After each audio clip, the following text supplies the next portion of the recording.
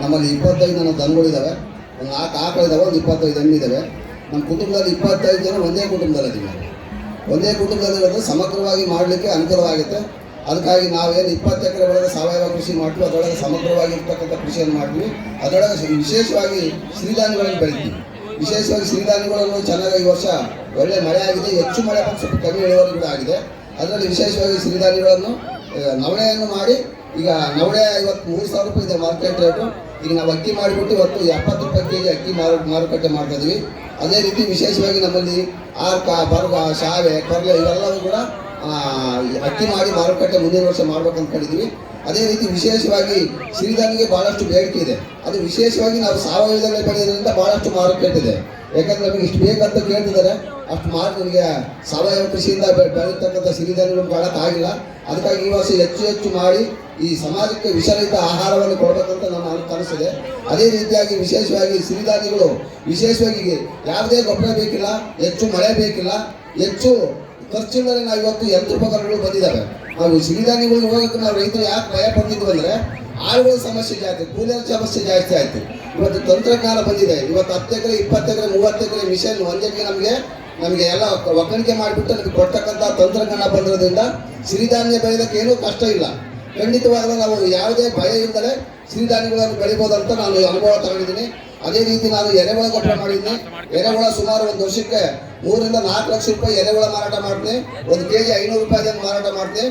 ಎರೆಗೊಬ್ಬರ ನನ್ನ ತರಕಾರಿ ಮತ್ತು ನಮ್ಮ ಆಹಾರ ಧಾನ್ಯಗಳಿಗೆ ಎರೆಗೊಬ್ಬರ ಹಾಕ್ತೀನಿ. ಅದೇ ರೀತಿಯ ವಿಶೇಷವಾಗಿ ನಾವು ಭತ್ತ ಕೂಡ ಬೆಳಿತಿದ್ವಿ. ಯಾವುದೇ ಕೆಮಿಕಲ್ ಇಲ್ಲದೆ ಅಜಲವನ್ನು ಬಳಸಿ ಯಾವುದೇ ಬೆಳೆ ಎರೆಗೊಬ್ಬರವನ್ನು ಹಾಕ್ಕೊಂಡು ಭತ್ತವನ್ನು ಬೆಳಿತೀನಿ. ಉಳ್ಳಿ, ನವಣೆ, ಆರ್ತ, ಸಾಮೆ, ಬರಗ, ಜೋಳ, ರಾಗಿ, 1 ಎಕರೆಗೆ ಸಾವಯವ ಕೃಷಿಯಲ್ಲಿ 5 ಅಡಿ ನಮ್ಮ ದೇಶೀಯ ರಾಗಿ ಇದೆ. 5 ಅಡಿ ಬ್ಯಾಗ್ ಕೂಡ ಅದು ಮನಗಲ್ಲ. ಅದು 1 ಎಕರೆಗೆ 40 ಬ್ಯಾಗು ಅಂದರೆ 20 ಕ್ವಿಂಟಲ್ ನಾನು ರಾಗಿ ಕೂಡ ಬೆಳೀತಾ ಇದ್ದೀನಿ.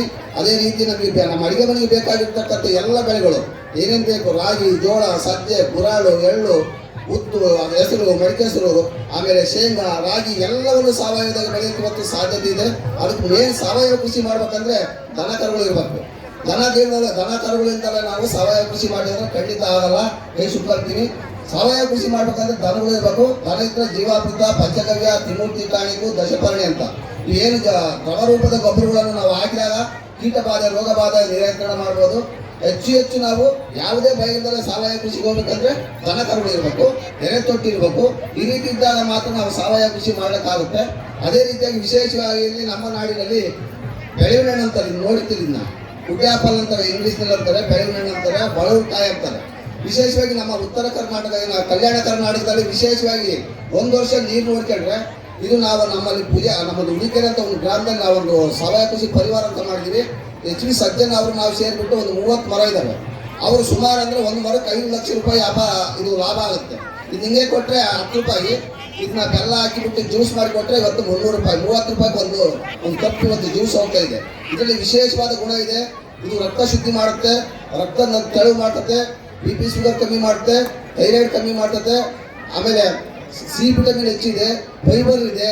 ಆಮೇಲೆ ವಿಶೇಷವಾಗಿ ಇವೆಲ್ಲ ಔಷಧಿಗಳಿರೋದ್ರಿಂದ ಈ ಕಲ್ಯಾಣ ಕರ್ನಾಟಕದವರು ಪ್ರತಿಯೊಬ್ಬರು ರೈತ ಬಾಂಧವರು 1 ಎಕರೆ ಇತ್ತ ಈ ನಮ್ಮ ನಾಡಿನ ಬೆಳೆ ಇದು ಖಂಡಿತವಾಗ್ಲೂ ಹಾಕೋದ್ರಿಂದ ಈ ಜ್ಯೂಸ್ ಕುಡಿದ್ರೆ ಅರ್ಧ ಗಂಟೆಗೆ ಪೂರ್ತಿ ಬಾಡಿ ಕೂಲ್ ಆಗುತ್ತೆ. ಈಗ ಯಾರನ್ನ ಟೆಸ್ಟ್ ಮಾಡಿ ನೋಡ್ಬೋದು. ಬೆಲ್ಲ ಹಾಕಿ ಮಾಡ್ಕೊಂಡು ಕುಡಿದ್ರೆ ಒಂದು ಅರ್ಧ ಗಂಟೆಗೆ ಕೂಲ್ ಆಗುತ್ತೆ ಅಂತ ಹೇಳ್ತಾ ನಾನು ಮಾತಾಡೋಕೆ ಅವಕಾಶ ಕೊಡೋದಕ್ಕೆ